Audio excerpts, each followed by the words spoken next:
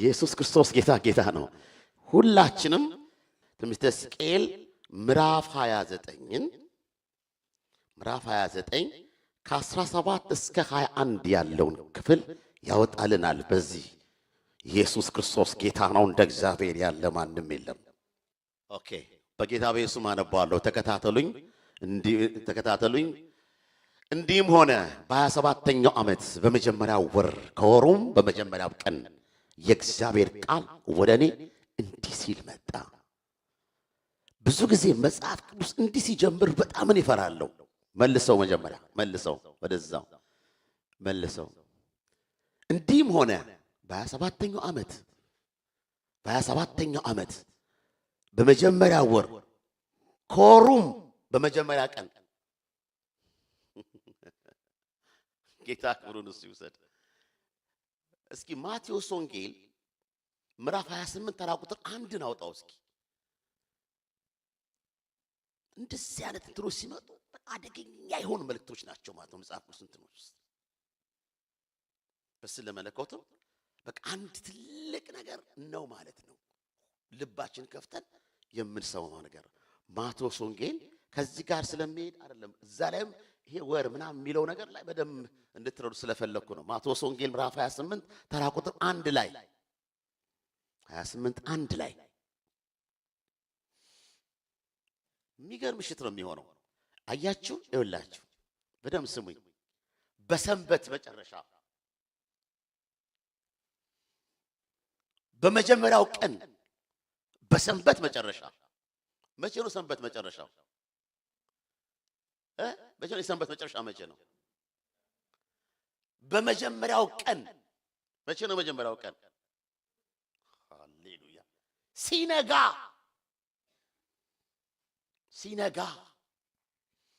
መግደላዊት ማርያምና ሁለተኛይቱ ማርያም መቃብሩን ሊያዩ መጡ ይላል። አይገርማችሁ? እንዲህ አይነት ሁሉ ጊዜ ኢንስፓየር አደረገኛ። በዚህ ሲጀምር በሰንበት መጨረሻ በመጀመሪያው ቀን ሲነጋ የድህነታችን ምስጢር የተረጋገጠው ሲነጋ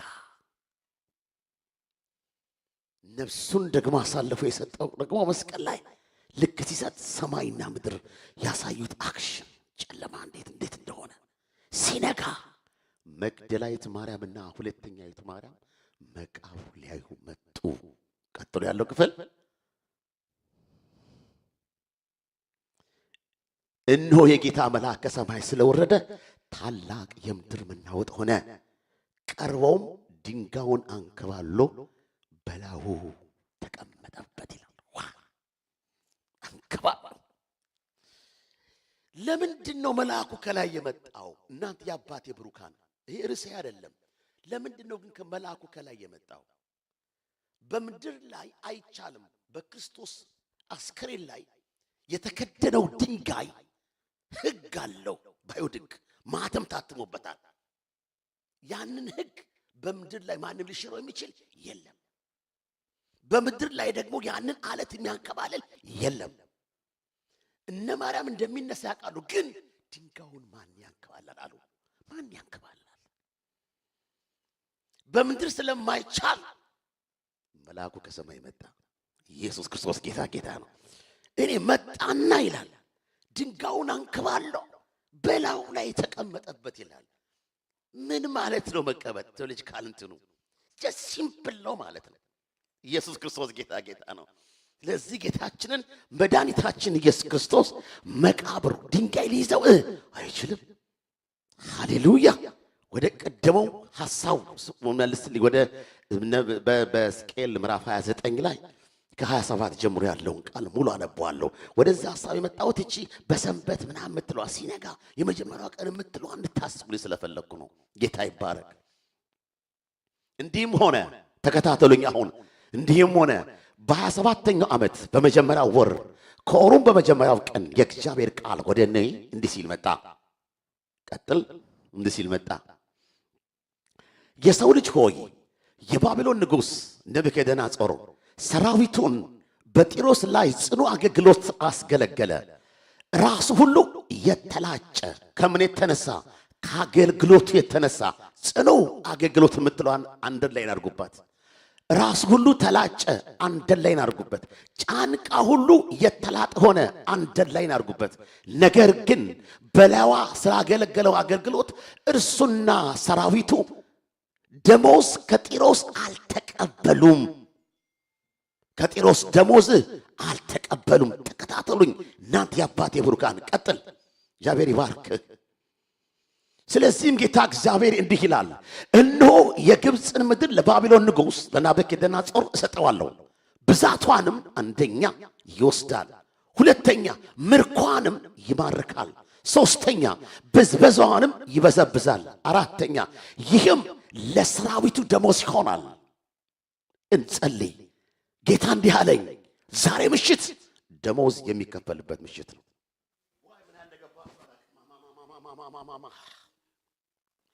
እኔ ሲገባኝና የመልእክት ሰጠኝ አበድኩኝ።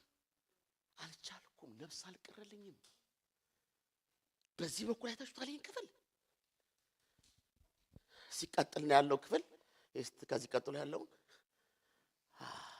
ስለዚህ እኔ ሰርቷልና ለእኔ ሰርቷል ማለቱ ነው። ስለ አገልግሎቱ ደሞዝ የግብፅ ምድር ሰጥቼዋለሁ ይላል የሰራዊቱ ጌታ እግዚአብሔር። ደሞዝ ፓስተር የአገር ደሞዝ ይህን ክፍል ንገራል። አንደኛ ጽኑ አገልግሎት አገልግሏል አለ። ያገለግለው ለ13 ዓመት ነው ያገለገለው፣ ለ13 ዓመት። ሁለተኛ ንጉሥ ናቡከደነፆር የአሕዛብ ንጉሥ ነው፣ እግዚአብሔርንም አያውቅም። ሶስተኛ ተከታተሉኝ፣ ሶስተኛ ያገለግለው አገልግሎት እናንተ የአባቴ ብሩካን የመግደል አገልግሎት ነው። የመግደል አገልግሎት በውትድርና ነው ያገለግል ያለው። ሆድን እርጉዝ ሴትን በሳንጃ እየዘነጠለ ማለት ነው። እንደገና ደግሞ ጣዖት አምላኪ ነው። በውትድርና አገልግሎትን ይህን አገልግሏል ለ13 ዓመትና ሲያገለግል ደግሞ ጽና አገልግሎት ያገለገለው እሱና ሰራዊቱ።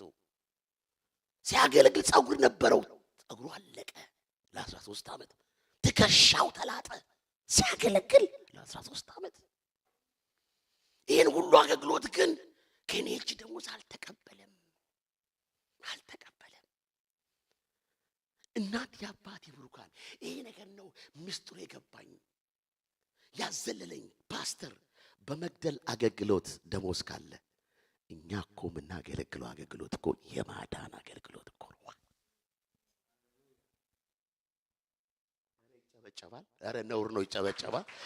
ዋዋዋዋዋዋዋዋዋዋ እናንተ የአባቴ ብሩካን በመግደል አገልግሎት ደሞዝ ካለ እኔና እናንተ ባለፈው አደባባይ ላይ ያገለገልን ያለን እኮ የማዳን አገልግሎት እኮ ነው። እናንተ የአባቴ ብሩካን እንዴት የማዳን አገልግሎት ከመግደል አገልግሎት የላቀ ሪዋርድ አይኖረውም? ላም ጣዖት እኮ ነው። ላም እየዘነጠለ ደም እያፈሰሰ እኮ ነው ያገለገለው ለ13 ዓመት። ጣዖት አምላኪ ነው። እግዚአብሔርን አያውቅም። እግዚአብሔር ለሐሳቡ የፈለገውን ንጉሥ መጠቀም ይችላል። እግዚአብሔር ቃል ማቀውን ሀያ በሰው ቃል ተናግሮ እብዱን ነቢይ ያገደው ይላል። ይችላል እግዚአብሔር ማንኛውም መጠቀም። እንደዚህ ሲያገለግል ምላጥ ጸጉር ሁሉ ተላጭቷል ከአገልግሎት ብዛት፣ ጀርባው ምናጓር ተመልጧል። ይሄ ሁሉ ግን ስላገለገላል ከኔ እጅ ምንም የተቀበለው ነገር የለም። ስለዚህ አለ ኢየሱስ ክርስቶስ ጌታ ጌታ ነው። ወደ ኋላው መልስልኝ።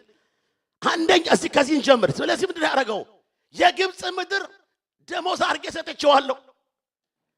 ሀገር ለደሞዝ ይሰጣል። ሀገር እኔ ገባኝና ጌታ ሆይ 50ውን ስቴት አሳልፈህ ስጠኝ አልኩት። 50ውን ስቴት ደሞዝ አድርገህ ስጠኝ አልኩት። ፓስተር በጌታ ነው የምነግርህ። ተደፍቼ ይሄ ብቻ አይደለም፣ ህፃናትን፣ ወጣቶችን፣ ወጣት ወንዶችን፣ ጎልማሶችን፣ እናቶችና አባቶችን ደሞዝ አድርገህ ስጠኝ አልኩት ጌታ። ይሄ ብቻ አይደለም፣ ሲስተሙን ደሞዝ አድርገህ ስጠኝ አልኩት ጌታ። ሲስተሙ ማዲያታ ሳቆፎቾሎፎስ አይችልም ወይ ጌታ? ግራ የተጋባውን ድራጊስቱን ኢሉሚናቶችን እነዚህን ደሞዝ አድርገህ ስጠኝ አልኩት ጌታ። አይችልም ወይ ጌታ? በመግደል አገልግሎት ሪዋርድ ካለ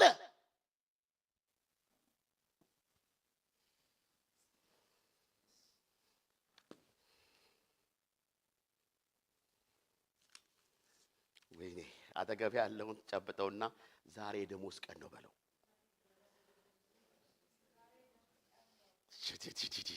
ያስጨነቀህን ነገር እግዚአብሔር ደሞዝ አድርጎ ይሰጣል በሉት።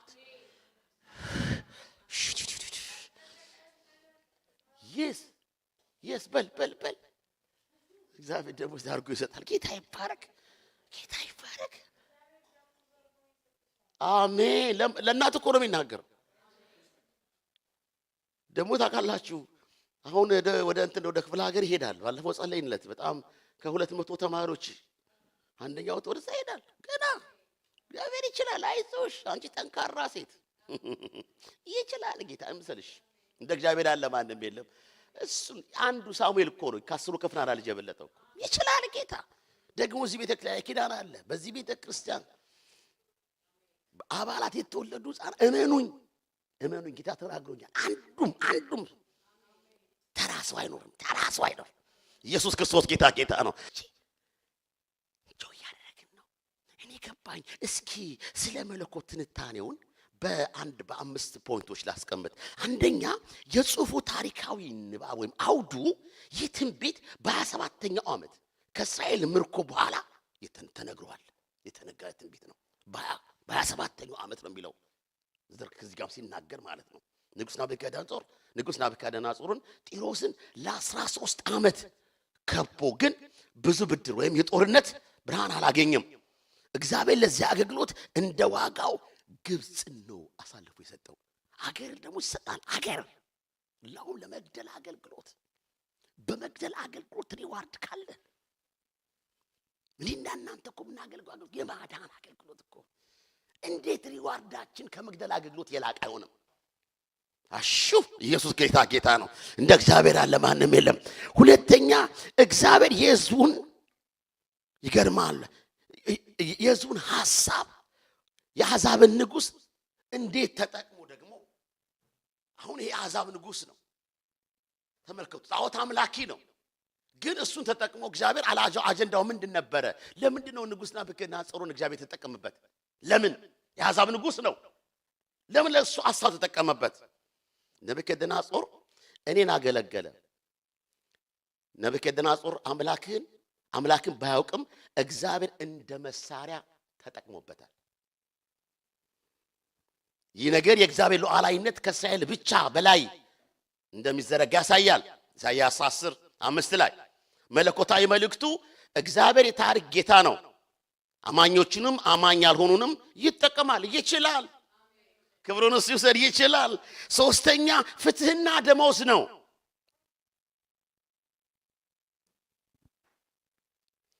ፍትህና ደመወዝን ይህን ደግሞ ስናስብ እዚሁ ፓርቱ ላይ ያለና ጌታ ይባረክ። እንደ እግዚአብሔር ያለ ማንም የለም። ኢየሱስ ክርስቶስ ጌታ ነው። ክብር ለአብ ይሁን፣ ክብር ለወልድ ይሁን። እንደገና ደግሞ እዚህ ላይ ደግሞ ስለ እስራኤል ዋጋ ሰጣቸው ይላል 29:20 ላይ። እግዚአብሔር ፍትሃዊ ነው። የሰሩትንም ስራ እንኳን ቢሆን አያልፍም። በመግደል ፍትሃዊ ነው እግዚአብሔር። እሱም አገልግሎት ነው። ምክንያቱም ለ13 ዓመት ነው ያገለገለው። ሲያገለግለው ጸጉሩ ሁሉ ተላጭቷል፣ ተመልጧል፣ ጀርባው ተልጧል። እግዚአብሔር ግን የማንም ሰው ሪዋርድን አይተውም። አይገርማችሁም? ሪዋርድን አይቶ የሚከፍል አምላክ ነው። በመግደል አገልግሎት ይህ መምረጥ ሳይሆን የፍትህ እርምጃ ነው። ግብፅ አልተባረከችም፣ እንደ ዋጋ ብቻ ተሰጠች። መለኮታዊ ግንዛቤው እግዚአብሔር አገልግሎትን ይመዝናል። ነገር ግን ደሞዝ ሁሉ ጊዜ መዳን አይደለም። አራተኛ ግብፅ እንደ ሐሰተኛ መተተኛ ወይም እንደ ሐሰተኛ እንደ ጥንቆላ ሀገር ነው የምትታሰበው። ግብፅ በቀድሞ በእስራኤል የተመሰረተች የሐሰት ተስፋ ነበረች 29:6-7 ላይ። አሁን ግን እርሷ ራሷ የፍርድ መሳሪያ ሆና ተሰጥታለች። መልእክቱ ሰው ወይም ኃይል በእግዚአብሔር ፋንታ ሲቆም፣ መጨረሻው ግን ፍርድ ነው። አምስተኛው ደግሞ ሐሳብ የክርስቶስ አቀራረብ የሚለው ደግሞ ክርስቶሎጂው ስንመለከት እሱ ደግሞ ሌላ ሐሳብ አለው። እሱን ተናግሬ ደግሞ ወደሚቀጥለው ሄዳለሁ። ንጉሥ ናቡከደነፆር ስራ አድርጎ ምድራዊ ዋጋ ተሰጥቶታል። ምድራዊን ዋጋ አድርጎ ተሰጥቶታል። ክርስቶስ ሙሉ ታዛዥ አድርጎ የሰውን መዳን አመጣ። ፊልጵስዩስ ምዕራፍ 2:8-11 ላይ መዳረሻ ሐሳቡ መደምደሚያው ነው። ሕዝቅኤል 29:17-20 እግዚአብሔር አንደኛ የታሪክ ጌታ መሆኑን፣ ሁለተኛ ፍትሃዊ መሆኑን፣ ሶስተኛ ሰውን እንኳን በዓላማው መጠቀምን ያሳያል። ይችላል ጌታ። እንደ እግዚአብሔር ያለ ማንም የለም። ማጠቃለያው ሐሳብ ጽኑ አገልግሎቱ አገለገለ ሲል አንደኛ ራሱ ሁሉ ተላጭቷል ሲያገለግል ማለት ነው። ጽኑ የሚለው በታማኝነት ነው ያገለገለው። በታማኝነት ነው ያገለገለው። ጽኑ አገልግሎት ነው ያገለገለው። ያ ሁሉ ሲያገለግል ምንም የተቀበለው ነገር የለም። ሲክፍሉ እንደገና ከመጀመሪያው ጀምርልኝ። ጌታ ይባርክ። ከዛ አሁን ቀጥሎ ያለውን ክፍል ጌታ ይባርክ። የሰው ልጅ ሆይ የባቢሎን ንጉሥ ናቡከደነፆር ሰራዊቱን በጢሮስ ላይ ጽኑ አገልግሎት አስገለገለ። ራሱ ሁሉ የተላጨ ጫንቃውም ሁሉ የተላጠ ሆኗል። ነገር ግን በላዋ ስላገለገለው አገልግሎት እርሱና ሰራዊቱ ደሞዝ ከጢሮስ አልተቀበሉም። ቀጥልልኝ። ይሄን ሐሳብ ነው ፈልገው። ስለዚህ ጌታ እግዚአብሔር እንዲህ ይላል፣ እነሆ የግብጽ ምድር ለባቢሎን ንጉሥ ለናቡከደነፆር እሰጠዋለሁ። ምድሪቱን ነው አንድ። ሁለተኛ ብዛቷንም ይወስዳል። ሪሶርሱን ማለት ነው። ብዛቷንም ይወስዳል፣ ምርኳንም ይማርካል። ህዝቡን ሀብቱን ሁሉ ሳይቀር የግብፁን እንደ ምርኮ አድርገው ነው የሰጠው። ይማርካል፣ ብዝበዛውንም ይበዘብዛል፣ አንዳች ነገር አያስቀርም ማለት ነው። ይወስዳል፣ ምርኮውንም ይማርካል፣ ብዝበዛውንም ይበዘብዛል። ይህም ለሰራዊቱ ደሞዝ ይሆናል። ለሰራዊቱ ደሞዝ ይሆናል። እንዴት አይነት ድንቅ አምላክ ነው! እናንተ አባቴ ብሩካን አጠገባችሁ ያለው ሰው ጨብጡትና ዛሬ ያስጨነቀን ነገር ሁሉ በሉት እግዚአብሔር ደሞዝ አድርጎ ይሰጣል በሉት። ምንድነው ያስጨነቃችሁ እናንተ? ምንድነው አመታት ያስቆጠረ እልፍ አለ ያላችሁ ነገራችሁን ያዘ ነገር ምንድነው? እግዚአብሔር ዛሬ እሱን ደሞዝ አድርጎ ይሰጣቸዋል። የማጠቃለያ ሐሳቤ ሙሴ ብድራቱን ትኩር ብሎ ተመለከተ ይላል። ብድራቱን ሙሴ ትኩር ብሎ ተመለከተ ይላል። እሱን አንድ ሐሳቦች ጫወታ አነሳና ለመሆኑ አንደኛ እናንተ የአባቴ ብሩካን ሙሴ ብድራቱን ትኩር የተመለከተው እግዚአብሔር እንዲህ አለው፣ ስማ ሙሴ ማርና ወተት የምታፈርቀው ምድር ያች ትል ብሎ ናባም ተራራ ሆኖ አሳየው።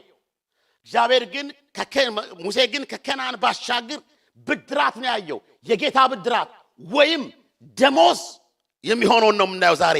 እንደሱ ምንድናቸው? የጌታ ብድራት ወይም ደሞዝ የሚባሉት አምስቱ አክሊሎች ናቸው። ሰማያዊ ደሞዛችን ኢየሱስ ክርስቶስ ጌታ ነው። የመጀመሪያው የማይጠፋ አክሊል ነው። ይሄን ቃሉ አንደኛ ቆሮንቶስ ምዕራፍ 9:25 አውጣልኝ። የሚገርም ነው። የብድራት ወይም የጌታ ደሞዝ የሚባሉት እነዚህ አምስቱ አክሊሎች ናቸው። እናንተ የአባቴ ብሩካን የማይጠፋ አክሊል አንደኛ ቆሮንቶስ ምዕራፍ 9:25 ላይ 25 ላይ ፈጠን እያልክ ጌታ ይባረክ። ሰዓቱ ስለሄደ ጌታ ይባርክ። ጎበዝ። የሚታገልም ሁሉ በነገር ሁሉ ሰውነቱን ይገዛል። እነዛም የሚጠፋውን አክሊል ያገኙ ነው። እኛ ግን የማይጠፋውን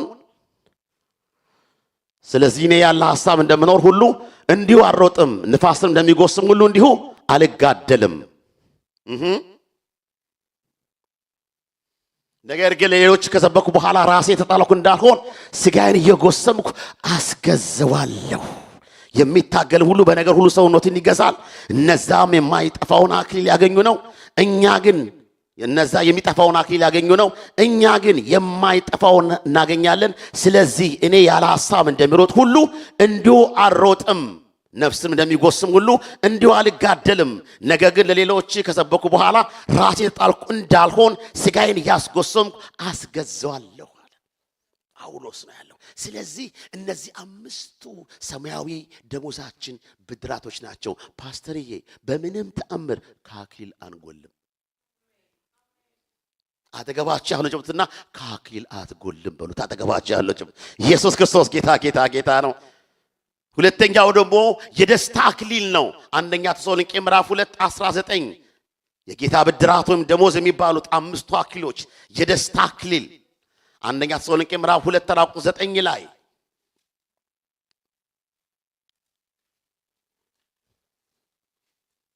ጌታ ይባረክ።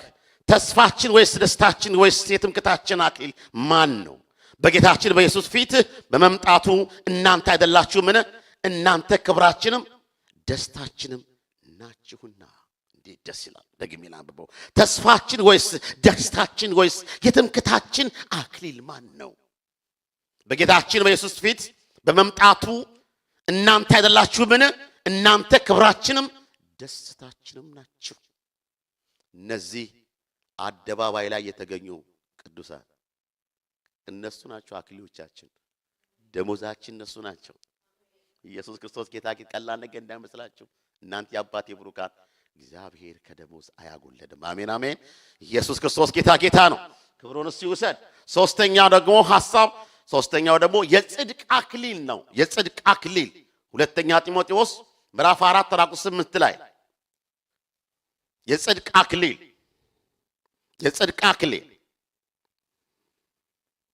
በመስዋዕት እንደሚታረድ የኔ ሕይወት ይሰዋልና የሚሄድበት ጊዜ ደርሷል።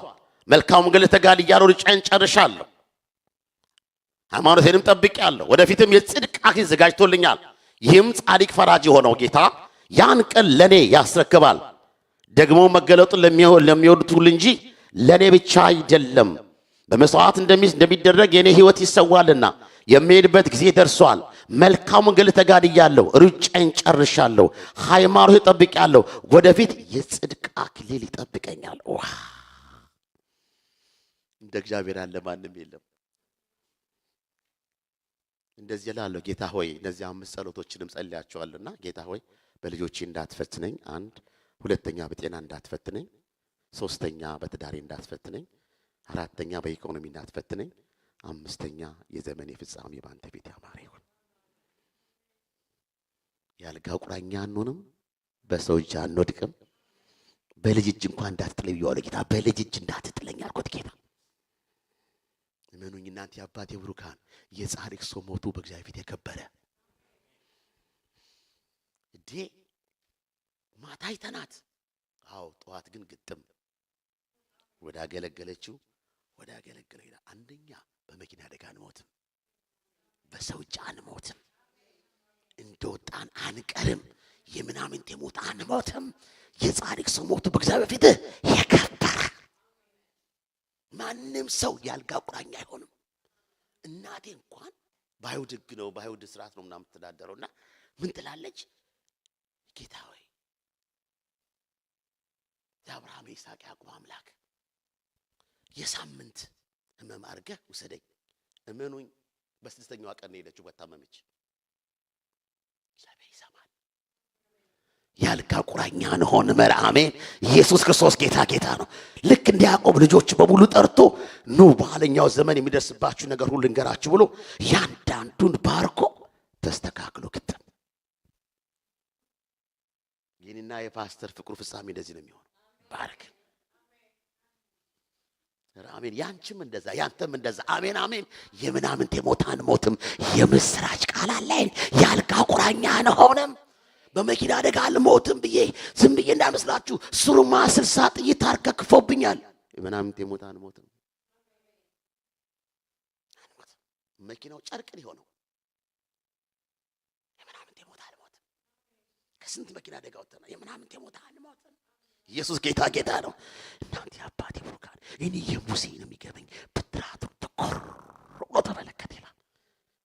ከናን አይደለም የታየው፣ ከከናን ባሻገር አክሊል የጌታ ደሞዝ ብድራት የሚባሉት 5ቱ አክሊሎች ናቸው። እኔ ሁሉ ጊዜ እላለሁ ጌታ ሆይ ከአክሊል እንዳታጎለኝ፣ መጨረሻ ባንተ ፊት ያማረ ይሁን። አንተን እንዳከበርኩት ዘመኔ እንዲያልቅ ካንተ ዞር ባልኩ ጊዜ 1 ሰዓት እድሜ እንዳጨምርልኝ ውሰደኝ። ቀላል ነገር እንዳይመስላችሁ እናንተ አባቴ ብሩካን፣ እንደዚሁ እንዳማረብን ይውሰደን። እንዳማረብን ዘመናችን ሲደርስ በቃኝ ልጆቻችን የልጅ ልጅ ልጅ ልጅ አይተን አሜን አሜን አሜን። አጠገባችሁ ያሉ ጨብጡትና እስኪ የልጅ ልጅ ልጅ ልጅ ታያለ ተባባሉ። አጥንቤ ተቆርብትና ኢየሱስ ጌታ ነው። በደንብ ተባባሉ። ጌታ ይባረክ። እናትና ልጅ እዛ ጋር ቁጭ ብለዋልና ከዛ በእንግሊዘኛ ከኛ ጋር እኩል የሰበከች እግዚአብሔር ዘመኗን ይባርክ። ሃሌሉያ። ኢየሱስ ጌታ ጌታ ነው። 4 ጊዜ ቢያት የልጅ ልጅ ልጅ ተናገሩ ነገር ያ ኢየሱስ ጌታ ጌታ ነው። ክብሩን እሱ ይውሰድ። ሃሌሉያ።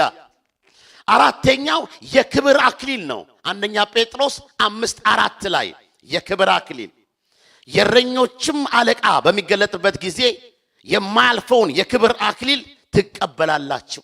የሚገርም ነው። የእረኞች አለቃ በሚገለጥበት ጊዜ የማያልፈውን የክብር አክሊል ዋው ዋው ዋው የሚያልፋል ማለት ነው። የምድር ነገር በሙሉ ያልፋል። በተለይ አንዳንድ ሰዎች በተክሊል ተጋቡ እንደዚህ ሆኑ ተብለው ወዲያው ሲጣሉ አይሰው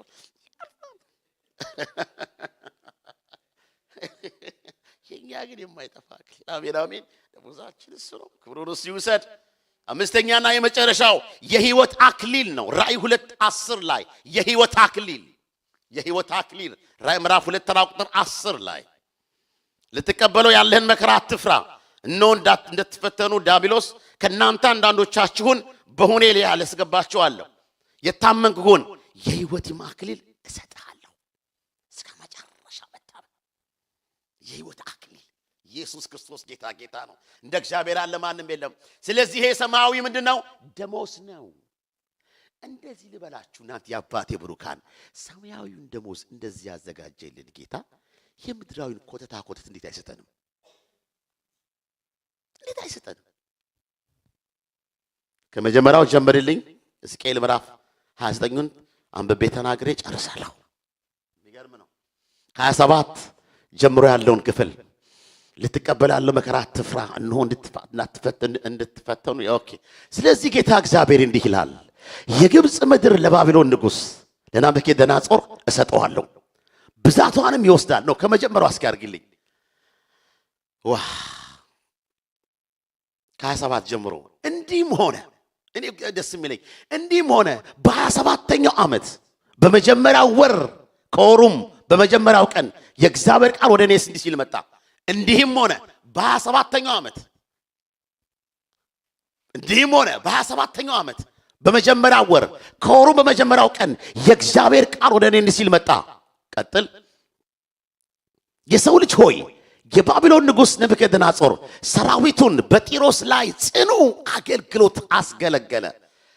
ከአገልግሎት የተነሳ አንደኛ ራሱ ሁሉ የተላጨ፣ ሁለተኛ ጫንቃው ሁሉ የተላጠ ሆኗል። ነገር ግን በላይዋ ስላገለገለው አገልግሎት እሱና ሰራዊቱ ደሞዝ ከጢሮስ አልተቀበሉም። ቀጥል። ስለዚህ ጌታ እግዚአብሔር እንዲህ ይላል፣ እነሆ የግብፅ ምድር ለባቢሎን ንጉሥ ለናቡከደነፆር ያ በመግደል አገልግሎት ያገለገለ፣ እርጉዝ ሴቶችን በሳንጃ የዘነጠለ ያገለገለ፣ ብዙ ደም ያፈሰሰ ለ13 ዓመት ኢማጂን እናንተ አባቴ ብሩክ አገልግሎ እንደዚህ አለ፣ የግብፅ ምድር ለባቢሎን ንጉሥ ለናቡከደነፆር ሰጠዋለሁ። ሁለተኛ ብዛቷንም ይወስዳል። ሶስተኛ ምርኳንም ይማርካል። አራተኛ ብዝበዛዋንም ይበዘብዛል። አምስተኛ ይህም ለሰራዊቱ ደሞዝ ይሆናል። እሺ ቀጥል። ሰራዊቱ ደሞዝ ይሆናል ስለ እኔ ሰርቷልና። የመግደል አገልግሎት ስለ እኔ ሰርቷል ይባላል። እኔና እናንተስ ታዲያ የማዳን አገልግሎት እያገለገልን ስለ እኔ ሰርቷልና ስለ አገልግሎቱ ደሞዝ የግብፅ ምድር ሰጥቼዋለሁ ይላል የሰራዊቱ ጌታ እግዚአብሔር። ምንድነው ዛሬ ደሞዝ አድርጎ እግዚአብሔር እንዲሰጣችሁ የፈለጋችሁ ጉዳይ? እንጸልይ። አሁን በእግዚአብሔር ቃሉ መጥቷል። እናንተ አባቴ ብሩካን ልዑል ቃሉን ሰጠ። የእግዚአብሔር ቃል እየነጠረ ነው። ምንም አላብራራውም። ኦሬዲ የተብራራ ነገር ነው። መንፈስ ቅዱስ ግልጥ አድርጎ የጻፈው ጉዳይ ነው። እኔ ግን ድምጽ እየሰማሁ ነው ያገልግልኳችሁ ያለሁት። ለዘመናት ያስጨነቃቸውን ነገር አለኝ መንፈስ ቅዱስ አሳልፌ ሰጥቻቸው እሱ ለነሱ ደሞዝ ይሆናል አለኝ ጌታ።